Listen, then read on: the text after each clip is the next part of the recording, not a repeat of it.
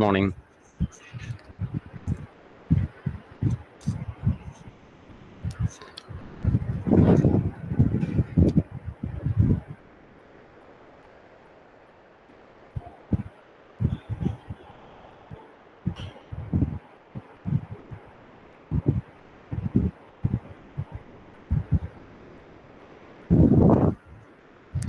Good morning. Good morning, sir. Good morning, sir. Okay. So അപ്പോൾ ഇന്ന് നമുക്ക് കുറച്ച് ട്യൂട്ടോറിയൽ ക്വസ്റ്റ്യൻസ് ചെയ്യാമേ.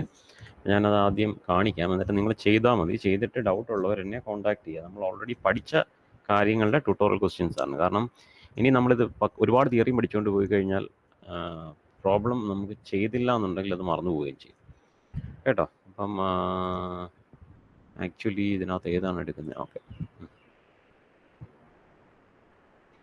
ഇപ്പം ഈ സ്ക്രീൻ കാണാമോ?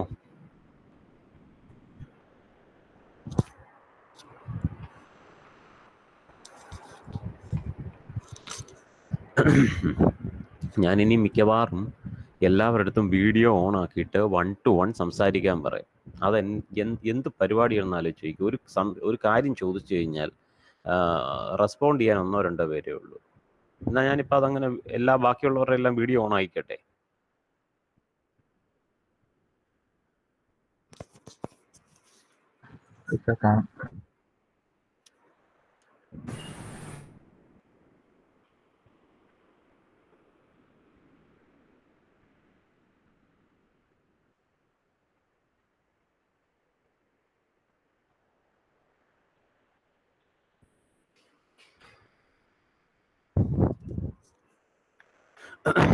അഭയ് ഉണ്ടോ? അഭയ്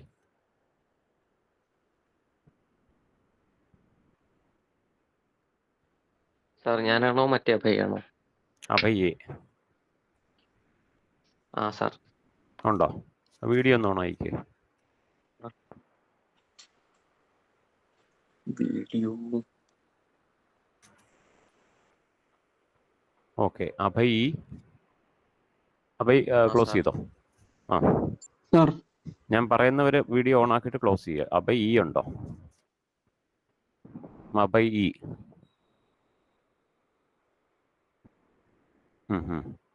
ആദിൽ റഹ്മാൻ,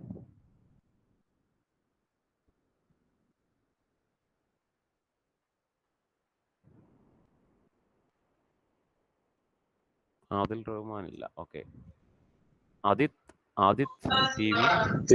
ആദിൽ റഹ്മാൻ. നീ എവിടെ ഇരിക്കുന്നേ? സാറേ ആയത്തിന്റെ അടുത്താണോ? ആദിൽ റഹ്മാൻ. എവിടെ ഇരിക്കുന്നു? എവിടെ ഇരിക്കുന്നേ? വീട്ടിലാണ് സാർ. വീട്ടിൽ എവിടെ ഇരിക്കുന്നേ? ടി വിയും കണ്ടോണ്ടിരിക്കുകയാണോ? അതോ ഇത്ര സൗണ്ട് എന്തുവാ? അല്ല, അനിയനാണ് സാർ. അത് ആരാണെങ്കിലും ഞാൻ എന്തിനാ ഇപ്പൊ എന്നെ കൊണ്ട് ഇത് ഈ കാര്യങ്ങൾ ചെയ്യിക്കുന്നേ? ഇതെന്തോ എന്റെ മാത്രം ആവശ്യമാണോ? നിങ്ങൾക്ക് ആർക്കും ആവശ്യമില്ല. ഈ ചോദിക്കുമ്പം എന്തെങ്കിലും ഇയാൾ റെസ്പോണ്ട് ചെയ്തിട്ടുണ്ടോ? ഇല്ലല്ലോ സാർ. ഞാൻ റെസ്പോണ്ട് ചെയ്ത് നാളെ ഒരു ദിവസം. ആണോ? റെസ്പോണ്ട് ഇത് പറയുന്നതിനകത്ത് പകുതിയല്ല, ഒരു 90% പേരും ഒന്നും സംസാരിക്കത്തില്ല. പിന്നെന്തോ ചെയ്യാനാ? ഇപ്പൊ ചോദിച്ചപ്പോഴും സ്ക്രീൻ വിസിബിൾ ആണോ എന്ന് ചോദിച്ച് 2 തവണ ചോദിച്ചപ്പോൾ ആരോ ഒരാൾ മാത്രം ഒന്ന് മൂളി. ഇങ്ങനെയാണെങ്കിൽ പിന്നെ ഞാൻ എന്തിനാ ഓൺലൈൻ പഠിപ്പിക്കുന്നത്?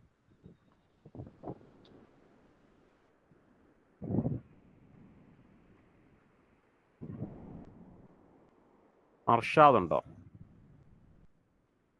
ഉണ്ട് സാർ. വീഡിയോ ഒന്ന് ഓൺ ആയിക്കേ. വീഡിയോ ഈസിക്ക് ഇതില്ല, ക്യാമറ ഇല്ല. നല്ലൊരു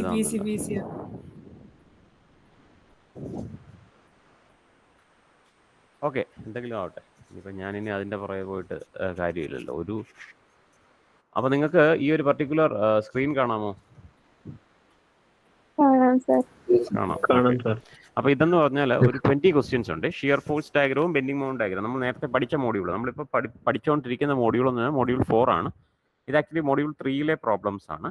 അപ്പോൾ നിങ്ങൾ ചെയ്യേണ്ടത് ഇതിനകത്ത് ഓരോ ക്വസ്റ്റ്യനും, അതായത് ആദ്യത്തെ 1ഉം 2ഉം ക്വസ്റ്റ്യൻസ് കംപ്ലീറ്റ് ആയിട്ട് തന്നിട്ടുണ്ട്, മറ്റതെല്ലാം ഡയഗ്രാംസ് തന്നിട്ടുണ്ട്. അതിനകത്ത് എന്ത് വരയ്ക്കണം? Shear force bending moment diagram വരയ്ക്കണം. അപ്പം ബേസിക്കലി സിംപ്ലി സപ്പോർട്ടഡ് ബീമും കാൻഡിലിവറുമാണ് നമ്മൾ പഠിച്ചത്. അത് കൂടാതെ അതിനകത്തൊരു കാര്യം കൂടെ സപ്പോർട്ടഡ് യെസ്. ഇവിടെ ഈ ഒരു പർട്ടിക്കുലർ കാര്യം നിങ്ങൾ നോക്കണം. ദിസ് വൺ ഇവിടെ ഇതെന്താണ് കാണിച്ചിരിക്കുന്നത്? ഈ റൗണ്ട് ആയിട്ട് ഇങ്ങനെ കാണിച്ചിരിക്കുന്നത് ദിസ് വൺ. എക്സാക്ട്ലി. അത് ഏത് ഡയറക്ഷനിലാണ്?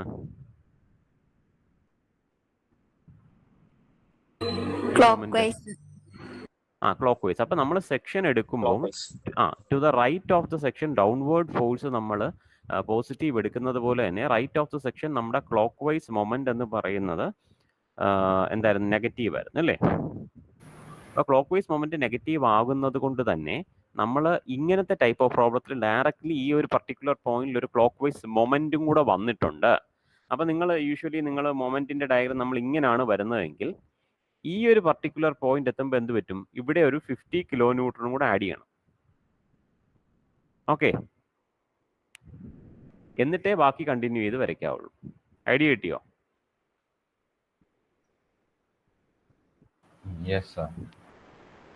അപ്പൊ ഇതാണ് ഇതിനകത്തുള്ള ഒരു ഡിഫറൻസ്. ഇത് രണ്ടും സൂചിപ്പിക്കുന്നത് സിംപ്ലി സപ്പോർട്ടഡ് ബീമാണ്. അപ്പൊ ഇങ്ങനെയുള്ള കാര്യങ്ങൾ ഇത് മാറ്റിയിട്ട് ഇവിടെ എന്ത് ചെയ്യണം? നിങ്ങൾ റിയാക്ഷൻസ് കൊടുക്കുക കേട്ടോ. അപ്പൊ അങ്ങനെയുള്ള പിന്നെ ഇത് ഇതെന്ന് പറയുന്നത് ഈ ഒരു particular type of loading system, അതായത് ട്രയാങ്കിൾ പോലെ ഇങ്ങനെ വന്നിട്ട്, ട്രയാങ്കുലർ ലോഡിംഗ് പാറ്റേൺ, അതായത് ഇങ്ങനെ ഇൻക്രീസ് ചെയ്താണ് ലോഡിംഗ് കൊടുക്കുന്നത്. മറ്റേത് നമ്മൾ എങ്ങനെയായിരുന്നു കൊടുത്തത്? UDL എന്ന് പറഞ്ഞത് ഇങ്ങനെയാണ്, ഒരുപോലെ വരും. പക്ഷേ ഞാൻ പഠിപ്പിച്ച നൊട്ടേഷനിൽ ഇങ്ങനെ ആയിരുന്നു. അതിന് പകരം ഇപ്പൊ ഇവിടെ കൊടുത്തിരിക്കുന്നത് ഇങ്ങനെ ആരോ ഇട്ട്, ഇതും UDL ആണ് കേട്ടോ. പക്ഷെ ഇവിടെ എന്ന് പറയുന്നത് നിങ്ങൾക്കൊരു ട്രയാങ്കുലർ വേരിയേഷനിലാണ് ലോഡ് ഉള്ളത്. ഈ ഒരു പർട്ടിക്കുലർ പോയിന്റ്, ഈ ട്രയാങ്കുലർ വേരിയേഷനിലുള്ള ലോഡിനെ യൂണിഫോംലി ഡിസ്ട്രിബ്യൂട്ടഡ് ലോഡല്ല, യൂണിഫോംലി വേരിയിങ് ലോഡ് എന്നാണ് പറഞ്ഞ UVL.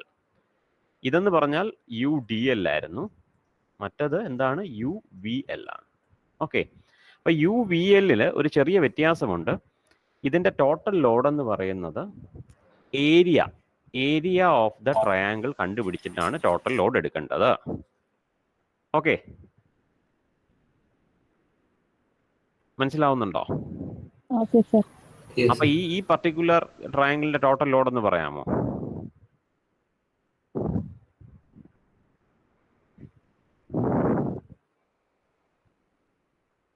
ശ്രവണുണ്ടോ? അതോ പാർത്ഥിവ് ഉണ്ടോ? അശ്വിൻ, ആരെങ്കിലും? പ്രണവ്? എനിക്കറിയാവുന്ന പേരുകൾ വിളിക്കാം. Area of triangle sir. Area of the triangle. അപ്പൊ ഈ ഏരിയ ഓഫ് ദ ട്രയാങ്കിൾ എന്ന് പറഞ്ഞു കഴിഞ്ഞാൽ ഹാഫ് BH അല്ലേ? ഹാഫ് ഇൻറ്റു B എത്ര ആണ്? 2 അല്ലേ? H എന്ന് പറഞ്ഞ എത്ര ആയിരുന്നു?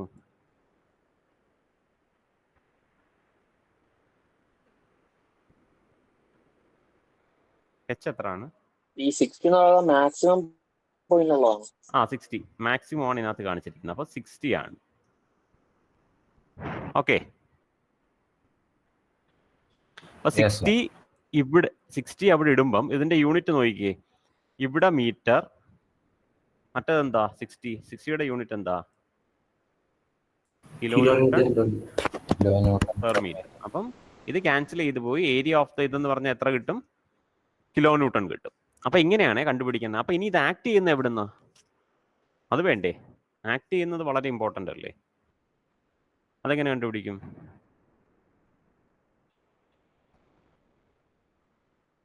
ആക്ട് ചെയ്യുന്നത് എപ്പോഴും എന്താണ്? നമ്മൾ ഇവിടെ ഈ ഒരു കേസിൽ നമ്മൾ പറഞ്ഞു ഈ UDLന്റെ എപ്പോഴും നടുക്കൂന്നാണ് ആക്ട് ചെയ്യുന്നത് അല്ലേ? ഇങ്ങനെ ഒരു കേസിൽ 10 മീറ്റർ ആണെങ്കിൽ 5 മീറ്ററിന്റെ നടുക്കൂന്നാണ് ഇതിന്റെ ലൈൻ ഓഫ് ആക്ഷൻ. ഇവിടെ ഈ ട്രയാങ്കിളിന്റെ എവിടെ നിന്നാണ് നടുക്കൂന്നെന്ന് പറയാൻ പറ്റുമോ? സെൻട്രലിൽ നിന്ന് പറയാൻ പറ്റുമോ?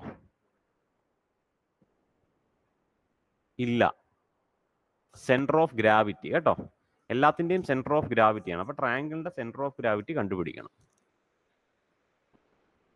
ഓക്കെ,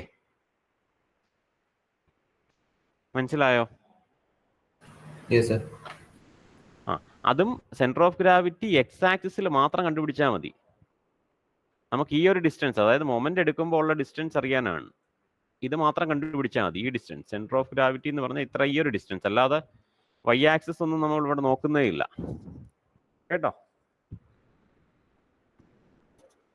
എനിക്കൊന്ന് B/3 2B/3 അങ്ങനെ എന്തോ ഒരു റേഷ്യോ ആണ്. അപ്പൊ അത് മാത്രമേ ഉള്ളൂ ഇതിനകത്ത് ഡിഫറൻ്റ് ആയിട്ടുള്ളത്. അപ്പൊ B/3 2B/3 ആണോ? എത്രയായിരുന്നല്ലോ പറഞ്ഞത്? Okay fine.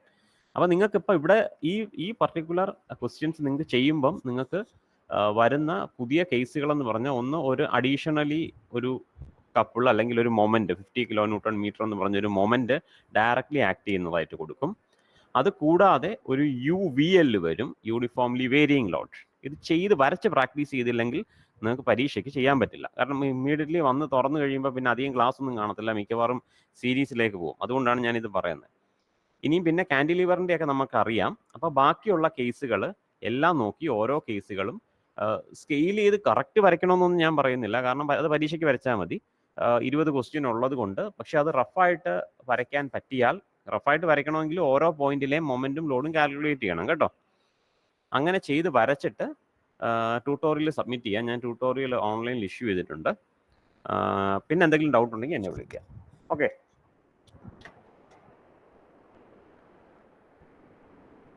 ഓക്കെ ആണോ?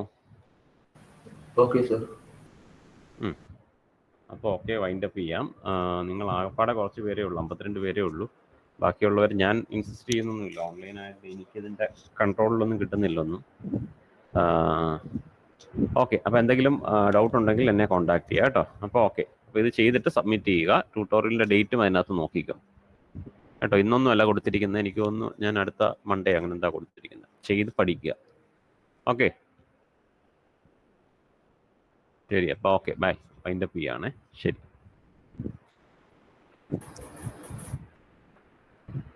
ഓക്കെ സാർ, അപ്പോൾ തേർഡ് അവറിൽ ഇത് ചെയ്താൽ മതി കേട്ടോ. Okay okay sir. സർ. ശരി. Okay, bye. Thank you sir.